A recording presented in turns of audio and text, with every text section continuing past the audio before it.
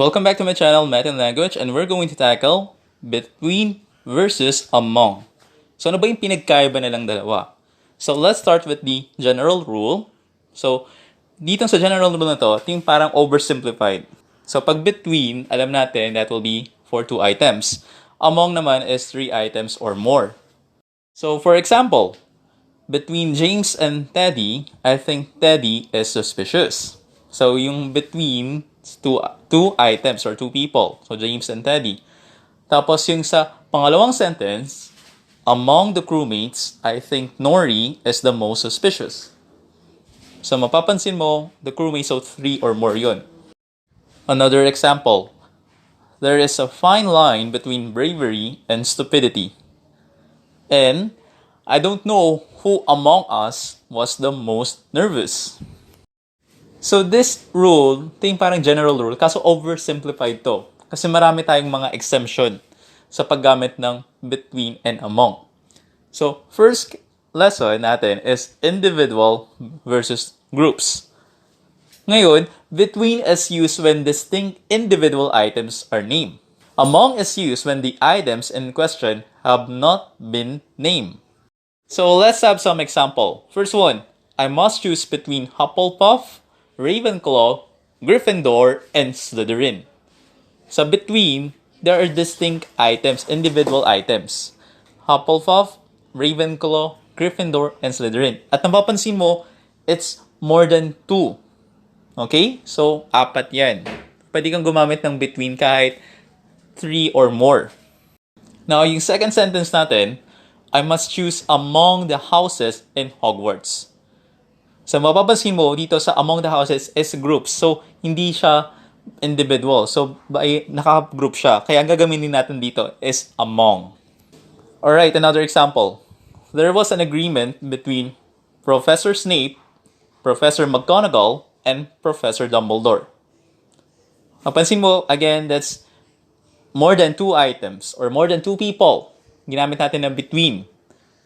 So, Professor Snape, Professor McGonagall, and Professor Dumbledore. That's individual kasi.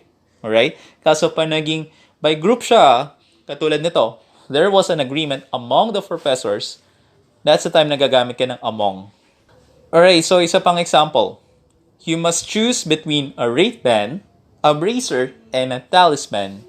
Right? So, wristband, a bracer, and a talisman, that's 3 items. So, individual sila, hindi sila sa isang group. So, you have to put between. Next one. Navi team won the championship and the prize money was distributed among the members. So, the members is a group. So, gagamitin natin ay among. Di naman individual yung members. Diba? So, gamitin natin dito ay among. Alright, last example para sa individual versus groups. Harry walked towards the door. His attention divided between Ron, Hermione, and Sirius. Again, 3 people yan. Kaso, individual. Okay? So, Ron, Hermione, and Sirius. Pag among naman, ito yung example natin. Draco founded the treasure chest, and what's inside was distributed among his friends. Again, yung his friends, so hindi siya individual, that's a group, so we have to use among. Right, second topic. Paano naman pag location? So, kapag between, gagamitin natin yan pag specific location. And pag among naman, that will be for no definite location. So, first example. He is walking between the trees.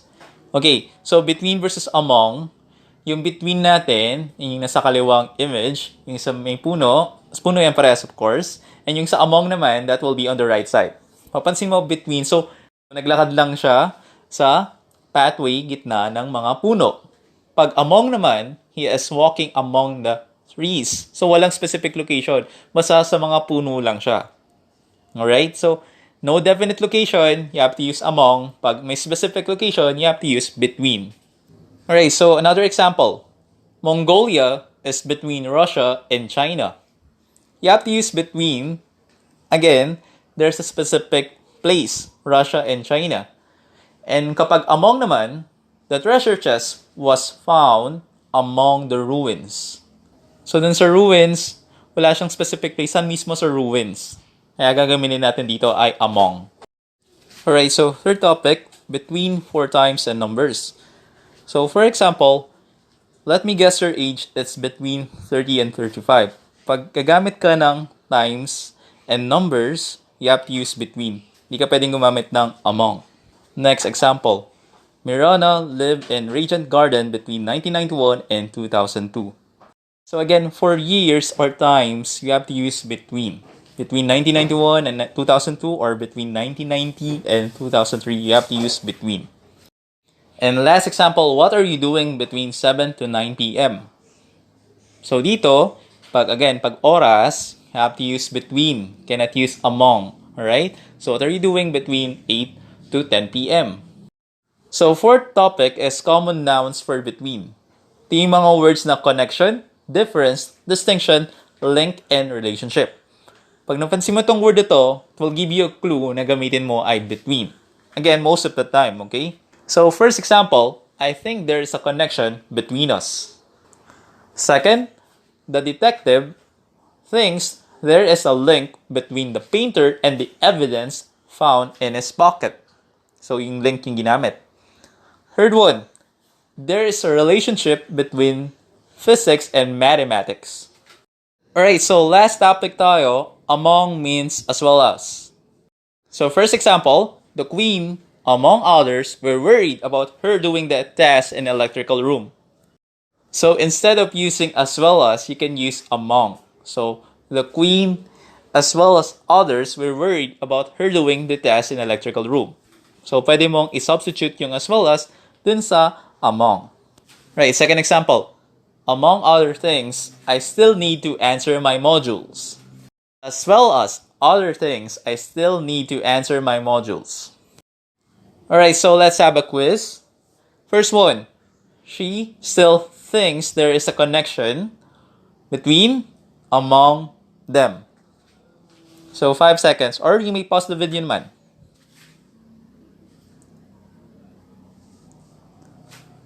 Alright, time's up. And the correct answer is between by rule number 4. May connection Connection between them. Alright, second question. In our team, she suspects that there is an imposter between, among, us. 5 seconds. So the correct answer is among. In our team, she suspects that there is an imposter among us by rule number 1. Third question. Between Toast, Fusli, Valkyrie, and Saikuno, who do you think is the most suspicious? So 5 seconds.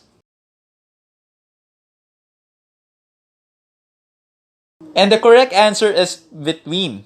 Between Toast, Fusli, Valkyrie, and Saikuno, who do you think is the most suspicious? By rule number 1, if you're talking about individuals, then we're going to use between.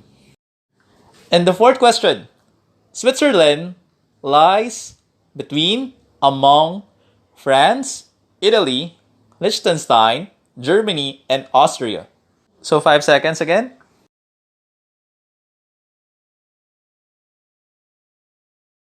And the correct answer is between by rule number 2. Switzerland lies between France, Italy, Liechtenstein, Germany, and Austria. Fifth question. They found a lost dog between, among the wreckage. So 5 seconds.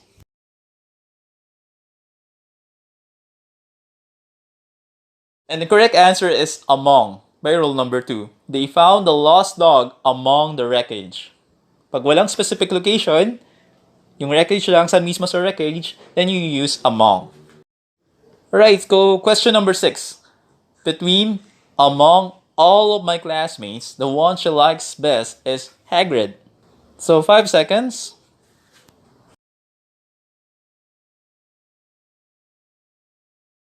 The correct answer is among by rule number 1. We're talking about groups, then you have to use among instead of between. Among all of my classmates, the one she likes best is Hagrid. Right, so question number 7. Bellatrix likes to sit between, among Lord Voldemort and Lucius when we watch TV. So 5 seconds.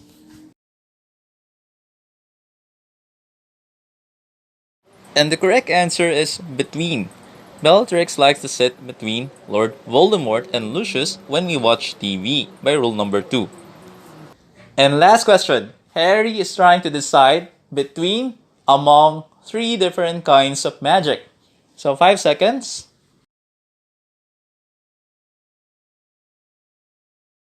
And the answer is among. Harry is trying to decide among 3 different kinds of magic. We're talking about groups, then we're going to use among instead of between. And that's the end of the lesson about between versus among.